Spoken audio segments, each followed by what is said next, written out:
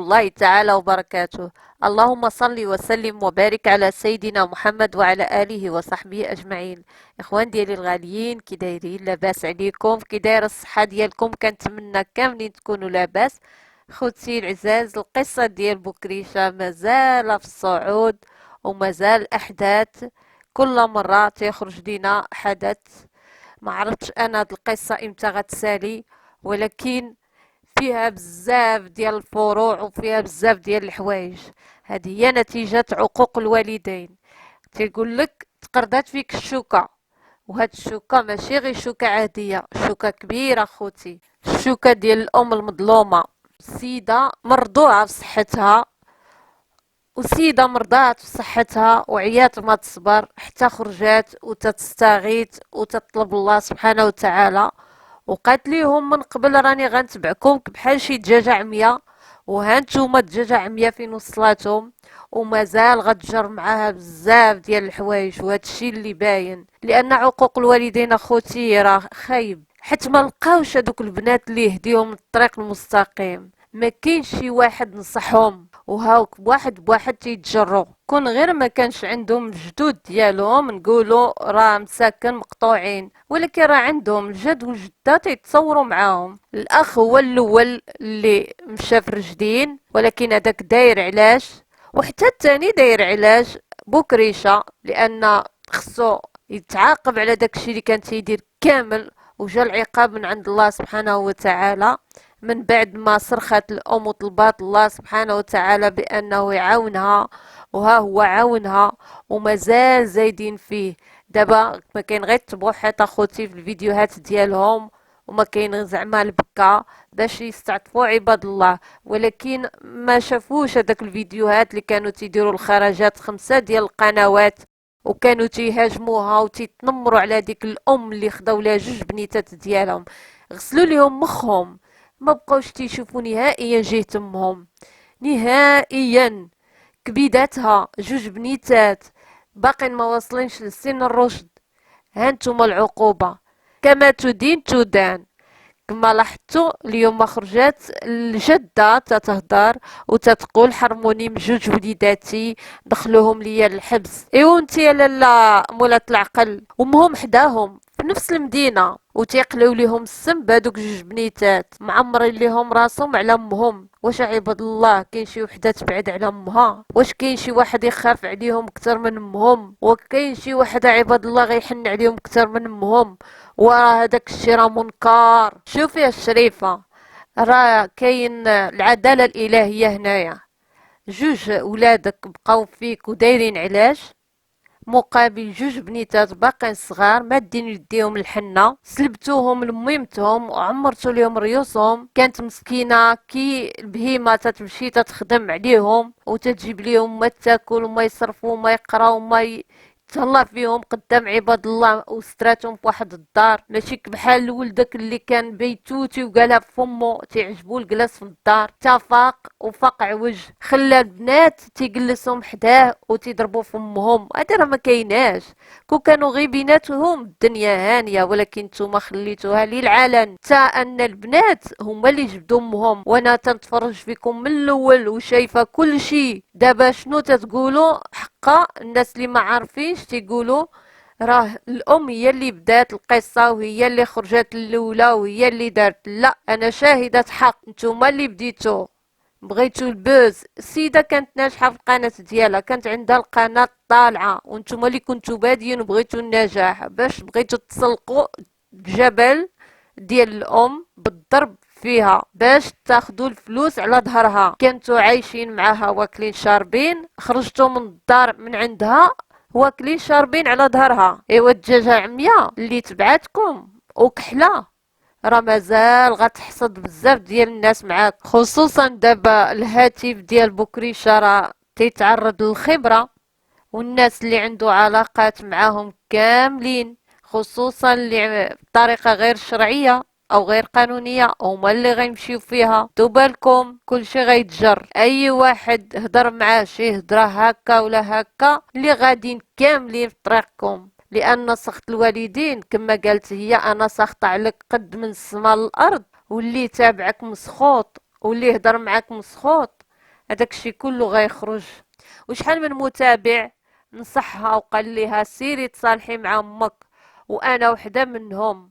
بعض الاخوات محترمات عندهم قنوات بغاو ياخدوا واحد البديرة تحسب لهم، وبغاو يصالحوها مع الام ديالها، ولكن السيدة بالتكبر ديالها والتعجرف وما عارفين تصحابها وصلا بهذوك الاكاذيب اللي تكذبوا ليها الناس وينفخوا فيها بانها غاده في الطريق مزيانه.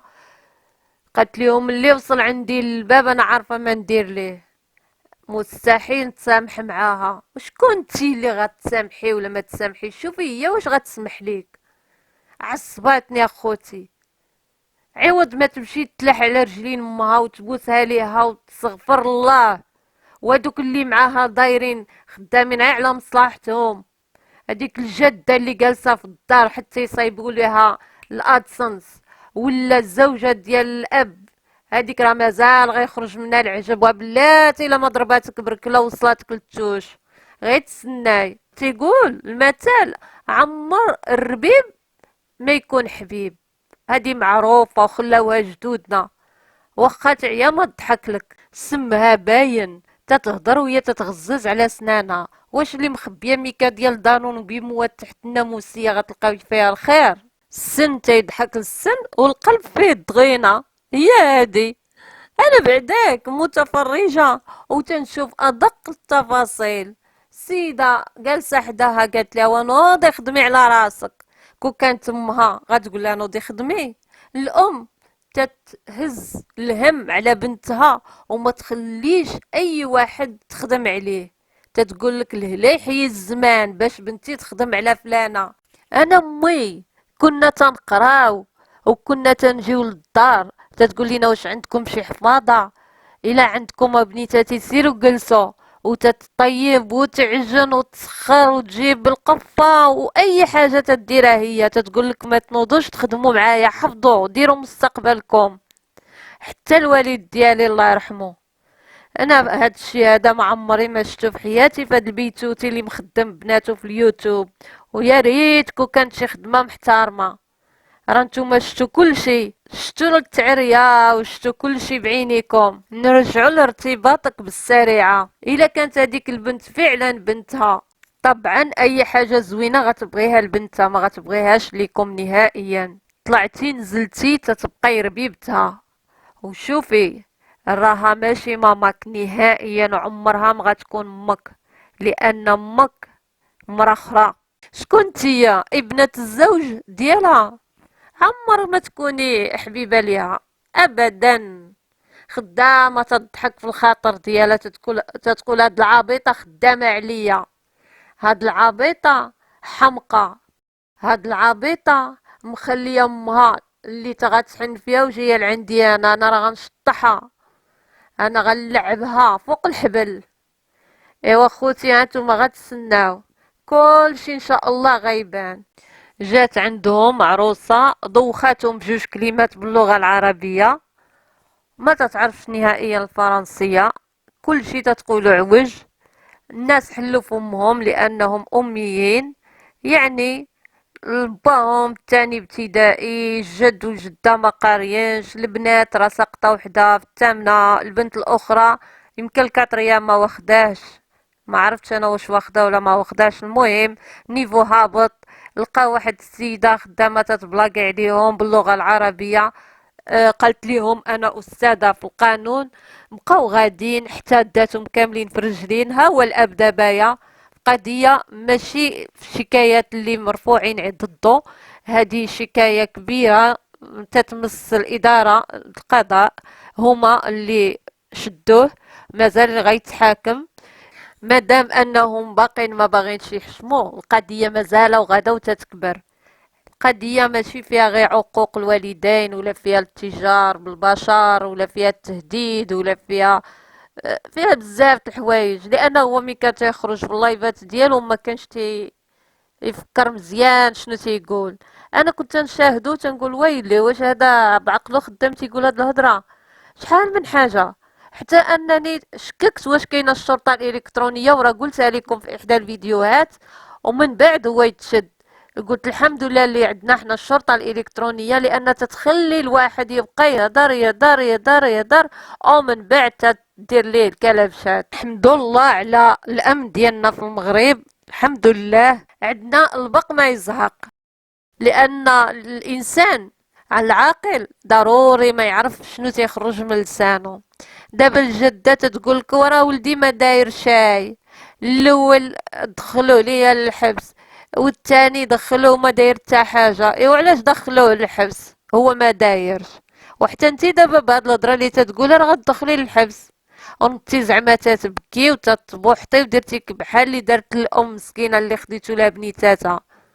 حتى واحد ما غتبقاي فيه، لانك ما نهيتيهمش. راه كنا تنقولوا واش ما كاينش شي واحد كبير ينهي هاد البنات؟ حتى واحد ما عنده العقل. حماقوا على الفلوس، حماقوا على الادسنس، خصهم غير يعمروا البنكات صافي.